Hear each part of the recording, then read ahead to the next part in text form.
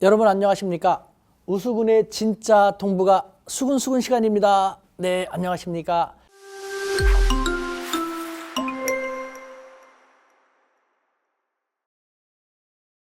네, 이번 시간에는요, 한중일 삼국의 정치 지도부 교체를요, 하늘에서 내리는 비 있지 않습니까?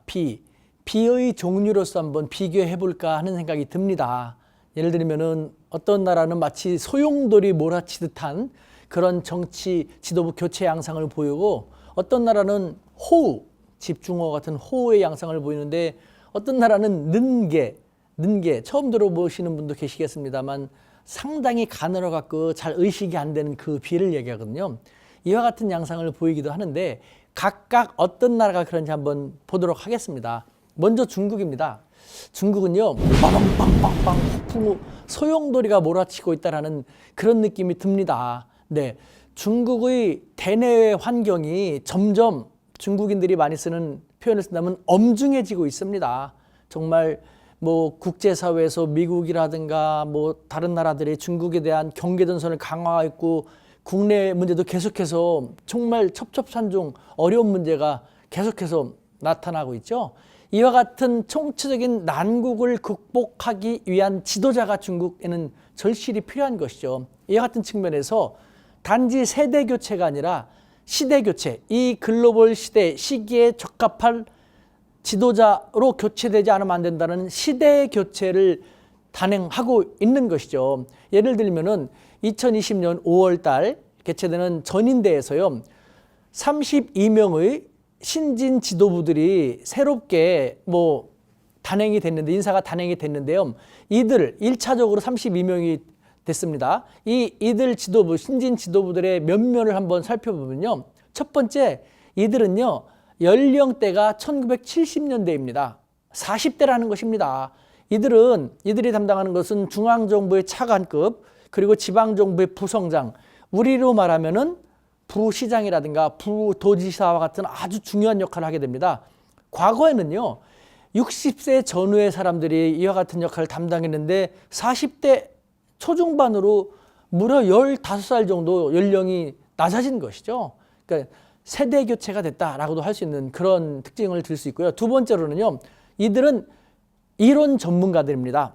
이들의 대부분은요, 각 분야의 석사 학위를 소지하고 있고, 절반 이상은요, 경영학 박사라든가 경제학 박사, 법학 박사, 이학 박사, 행정학 박사 혹은 공학 박사 등등 다양한 박사 학위를 갖고 있습니다. 절반 이상이요. 이들은 그 정도로 이론의 전문가다라고 말할 수 있고요. 세 번째 특징 이론은 이론뿐만 아니라 현장 실무 전문가이기도 합니다. 네, 다양한 중국의 지방을 돌면서요, 현장 경험을 단연간 축적해 온 것입니다. 이론적으로는 그렇지만 그 속에서 현장에는 이와 같은 문제가 있기 때문에 이론은 이렇게 보완된다라고 생각할 정도로, 그리고 새로운 대안을 제시하면서 문제를 풀어낼 정도의 현장 실무 전문가라는 특징이 있다는 것이죠. 마지막 네 번째로는요, 이 사람들은요, 문무를 겸비한 실질적인 명실상부한 실력자라고도 할 수 있을 것 같습니다. 네, 중국 인구가 15억에 육박하고 있습니다. 이 많은 나라, 인구가 많은 나라에서요, 저와 같은 실력을 갖고 있는 사람들이 어디 한둘이겠습니까? 네, 엄청나게 많습니다. 쟁쟁한 이들 경쟁자들을 따돌리지 않으면요, 도태될 수밖에 없는 것입니다. 이 자리에 올라갈 수가 없다는 것이죠.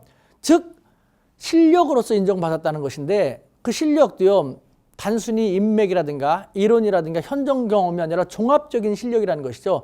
실질적으로 실적을 쌓아갖고 그 실적을 토대로 1차, 2차, 3차 다양한 단계에서의 경쟁자를 물리치고 올라왔다. 그래서 이런 사람이 이와 같은 위치에서 새로운 일을 하게 된다라고 할 때 주변으로부터 큰 이견이 나타나지 않는 그 정도의 명실상부한 실력을 갖고 있는 그런 사람들인 것이죠. 이처럼 중국은 소용돌이를 만들 만한 그런 신진 지도부들을 통해 가지고 새로운 시대에 걸맞게끔 새로운 시대를 타개하기 위한 진영을 구축하고 있는 것입니다. 지켜볼 필요가 있겠죠. 두 번째, 우리 한국은요, 저는 호우 호우라는 것은 뭐 단시간에 많은 비가 내리는 것, 그것을 호우라고 하지 않습니까? 호우에 비교하고 싶습니다. 뭐 우리 국내 정치에 대해서는 여러분들이 더 잘 아실 테니까 제가 간단하게 한마디만 하신다면요. 이번 뭐 2020년 4월 총선에서 290명의 국회의원 중 160명이 넘는 국회의원들이 교체됐지 않습니까? 네. 과거와는 달리 뭔가가 새롭게 갈 듯한 그런 느낌이 듭니다만 중국의 금방 말씀드린 그런 신진 지도부들과 비교해 볼 때 과연 우리 이 새롭게 국회에 입성하게 된 정치 지도자들이 실력적인 측면에서도 과연 얼마나 탄탄하게 인정을 받을 수 있는지 뭐 지금부터 그것은 좀 지켜볼 필요가 있지 않을까라는 그런 생각이 드는 것이죠. 네. 그 다음에 세 번째로 일본입니다. 일본은 는게.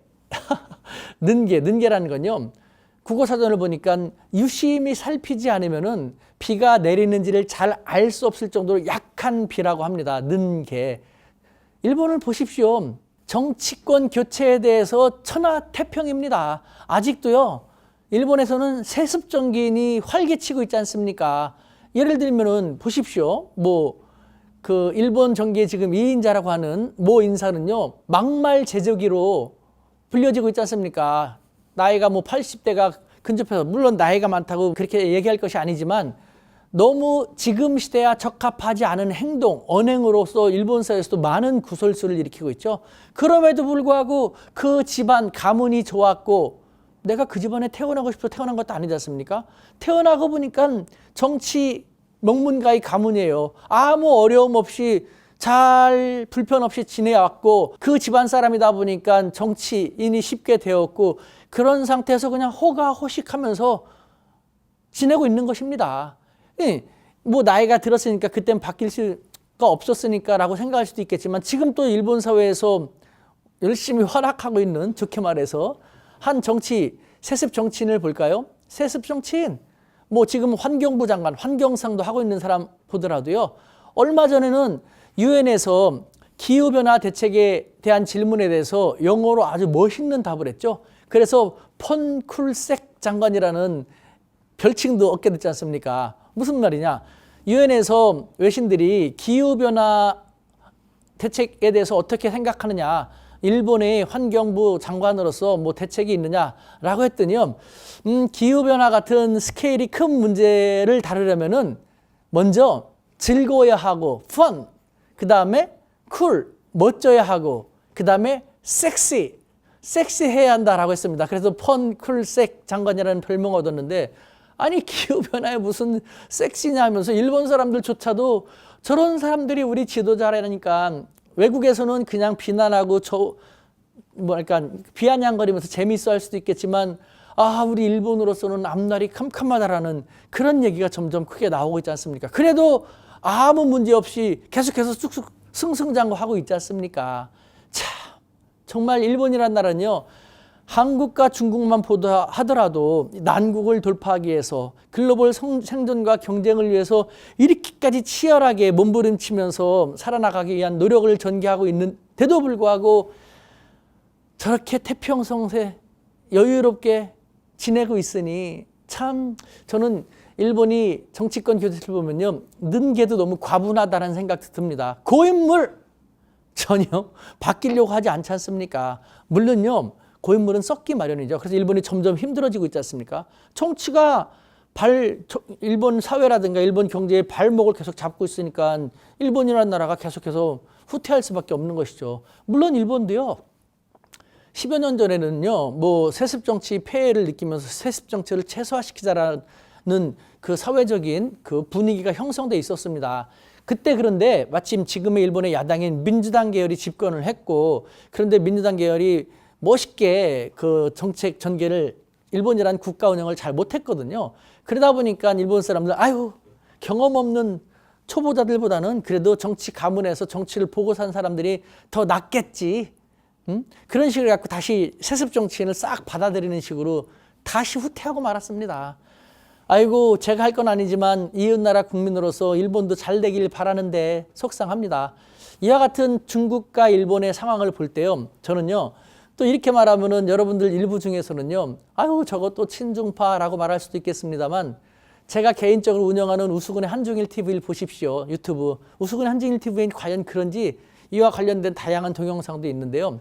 저는요, 우리가 좀 더 오픈된 자세로 벤치마킹의 모델로서 다양한 것을 배울 필요가 있지 않을까라는 생각이 듭니다. 여태까지 우리는 우리보다 선진국인 일본을 정면 교사로 생각하면서 많은 것을 긍정적으로 벤치마킹하면서 배워왔는데, 그리고 또 반면에 중국은 형편없고 거칠고 사회주의 공산주의 국가라고 하지 않습니까? 일당 독재, 배울 게 하나도 없을 거라고 생각해왔는데, 그래서 반면 교사로서의 형식으로 우리가 많이 저러면 안 된다라는 식으로 생각해왔는데, 상황을 보니까 점점 바뀌어지는 것 같습니다. 일본은 반면 교사로서의 역할을 톡톡히 해나가는 것 같고, 중국으로부터도 우리가 발상을 전환하면은 긍정적으로 배울 만한 것이 적지 않을까라는 그런 생각 듭니다. 중국과 일본 양국을 보면서 우리 대한민국은 조금 더 멋있게, 쿨하게, 파워풀하게 도약해 나갔으면 좋겠다라는 그런 생각을 해보게 되었습니다. 감사합니다.